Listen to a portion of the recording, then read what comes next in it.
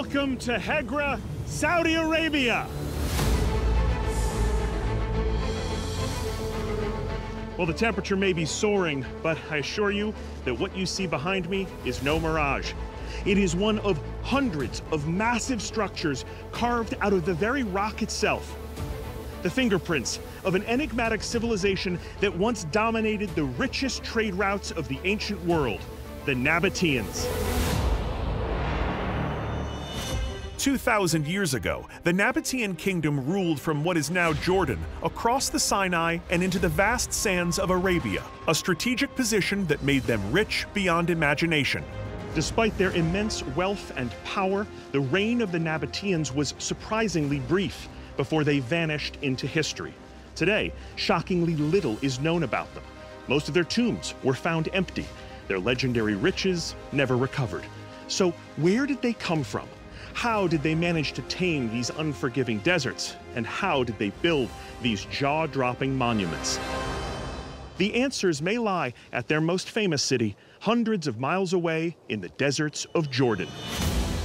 Carved into a hidden canyon, Petra is the center of Nabatean power and a place that defies explanation. At its heart is the mysterious marvel known as the Treasury. The most famous facade on Earth is one of the new 7 wonders of the world and played home to the Holy Grail in Indiana Jones and the Last Crusade. Local folklore says it hides the wealth of the city's founders. In reality, though, scholars remain puzzled by its true purpose. Now, archaeologist Pierce Paul Kreisman has been granted unprecedented access to excavate at the Treasury, a once-in-a-lifetime chance to dig beneath this historic icon. And a dangerous expedition to uncover an ancient inscription may finally shine a light on the origins of the Nabateans. Meanwhile, scientists are using groundbreaking imaging technology to reconstruct the charred remains of scrolls that could decipher the lost fate of this civilization. So choose wisely and join me on an adventure worthy of Dr. Jones himself as we unlock the truth and treasures of the Nabateans. The past is all around us. Oh, this is crazy. A world of mystery. This is a plane. Yeah. Danger.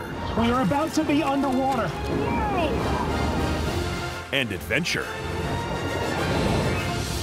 It's just straight down. I travel to the far corners of the earth to uncover where legends end and history begins. Okay, let's punch it.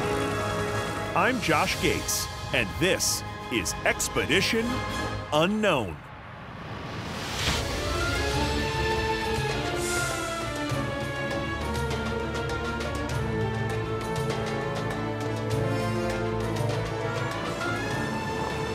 Well, I have flown from the deserts of Saudi Arabia all the way to the nation of Jordan. This was once the heartland of the Nabatean kingdom, but their city of Petra is still a ways off. To get there, it's a 3-hour drive to the south. Okay, maybe 4 hours. Nabateans probably had a lot less traffic. Amman is something of a mirage because as soon as you clear the capital, Jordan reveals her true nature. Vast, desolate, and absolutely stunning.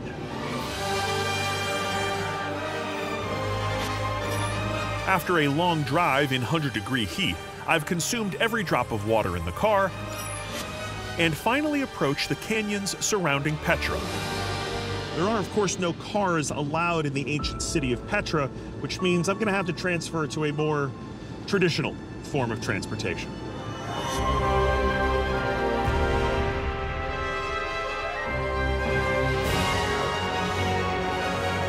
Even on the back of a spitting, ornery camel, the entrance into Petra is awe-inspiring. This is the Seek, a nearly mile-long slot canyon whose walls rise almost 300 feet above the desert floor. It offers shade, but more importantly, protection, concealing the Nabateans' grand capital city from the outside world. How well did it work?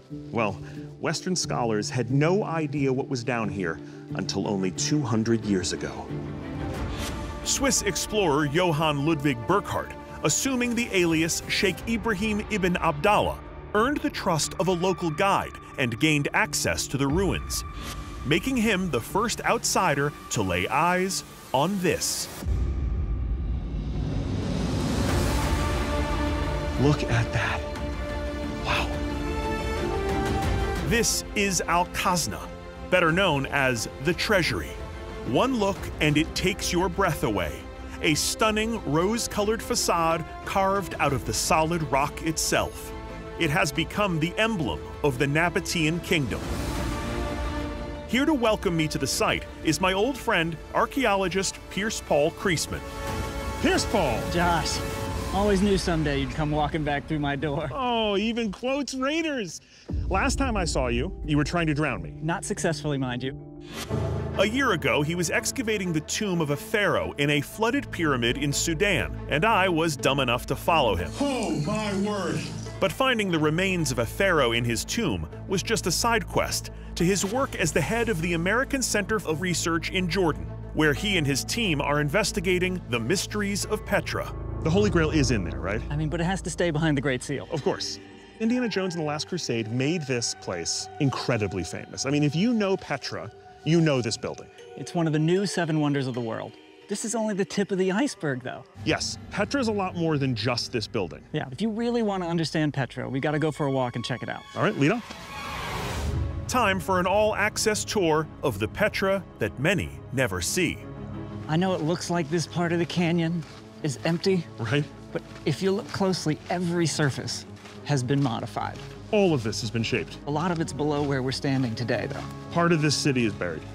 A lot of this city is buried. Wow. The valley we're walking in has become choked with sand, burying many of the earliest parts of the city underground. Later generations just built more structures on top. How many of these are there? There's more than 1,000 cataloged. It's insane. The Nabateans transformed rock into a living city in one of the driest places on Earth. Construction on Petra began in the 4th century BC.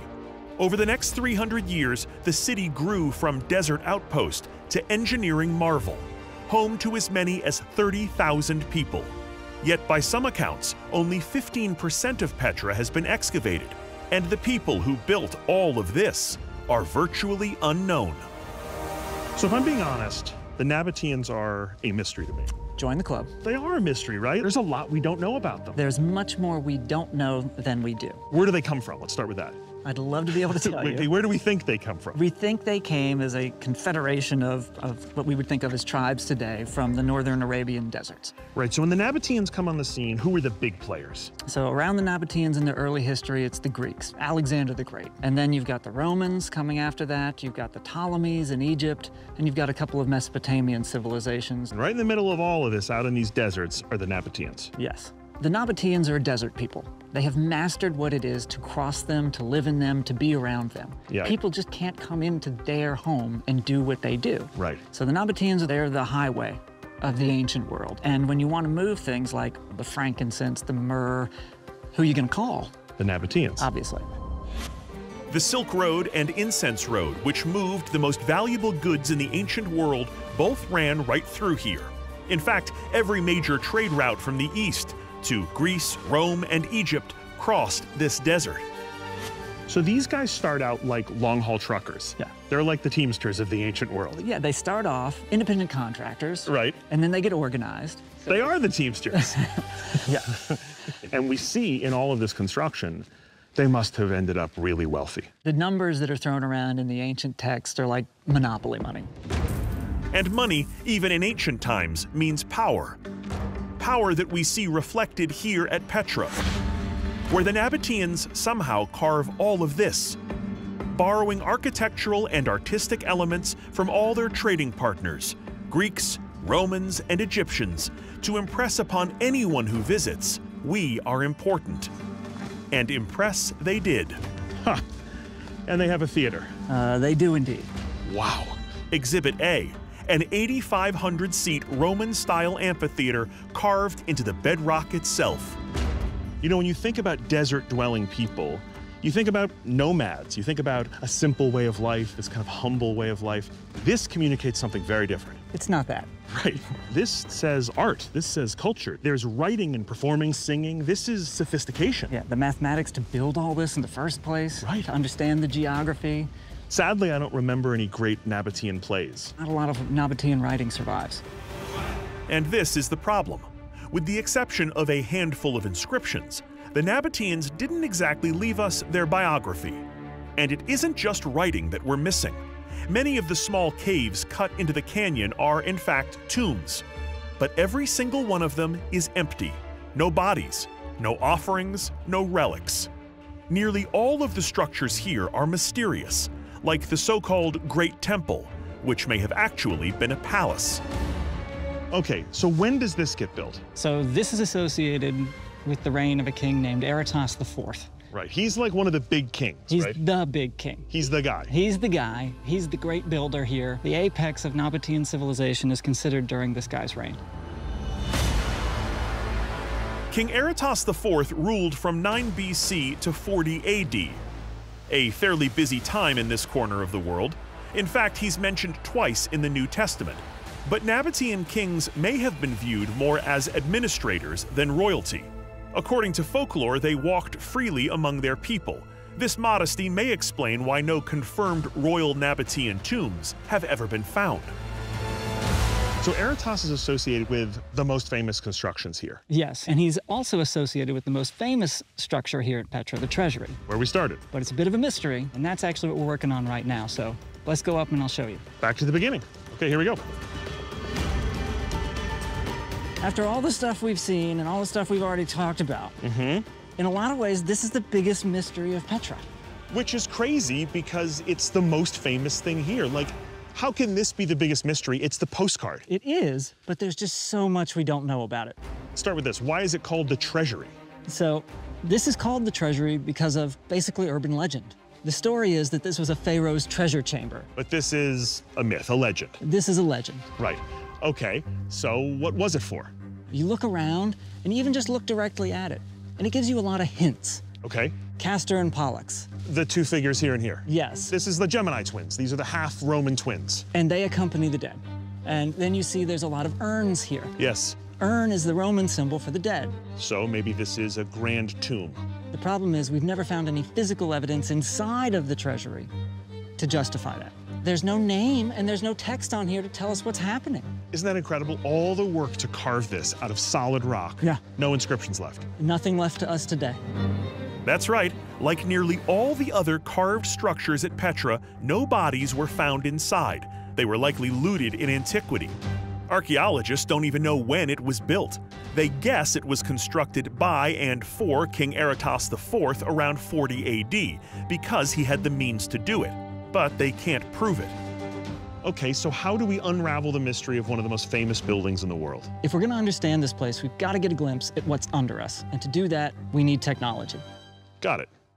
One does not simply dig beneath the treasury. If we're going to put shovel to ground here, we need to be absolutely certain there's something to find. So Pierce has called in another old friend. I think you know this fella. Dickie Bates. Josh, how you doing? How are you, brother? Good, mate. Good to see you. Yeah, you too. Richard Dickie Bates is a geophysicist with the University of St. Andrews. He and I have worked together for a long time. Some might say too long. We wanted to bring in the best. Instead, we got Unfortunately. Bates. Oh, we both went after you. I'm sorry. I'm Everybody sorry. wants me. Bloody hell, what did I do? I'm just kidding. I'm only joking because you know that you're so damn good at this. Okay, so what's the plan? Geophysics, I assume. Yeah, GPR, or ground penetrating radar, picks out between, in this case, rock layers and then empty space, void, beneath it. And we're going to see what it shows. And if it shows something, Well, then we'll get our hands dirty. okay. Should we scan? We'll scan. Into the treasury. This is huge. In the ruins of Petra, one of the new 7 wonders of the world, we have exclusive access to scan with ground-penetrating radar inside the iconic building known as the Treasury. Look at the size of this room. Oh my word. Scale. It's incredible. Unlike Indiana Jones, we don't have to spell Jehovah as we walk in. Instead, the inside is comprised of a soaring but empty chamber. This is one of the most mysterious rooms in the world because you see all these carvings, these little alcoves, and you just wonder, what did this used to look like? We've got these other weird clues here. Were these for doors? Yeah, so this is his first set of hinges. They go all the way up. You can see the joints in the top. Magnificent. Can you imagine? But nothing was ever found in here. If it was found in here, it was so long ago that memory has lost it. Yeah. There are a series of booby traps and a Crusader knight in here, right? Absolutely, but that's in the back. Oh, it's in the back. All right, come on, let's scan it. Let's see if anything's down here. We scan the entire room, running the GPR over every square inch, hoping the radar will reveal a void beneath, a target that might explain the purpose of the treasury.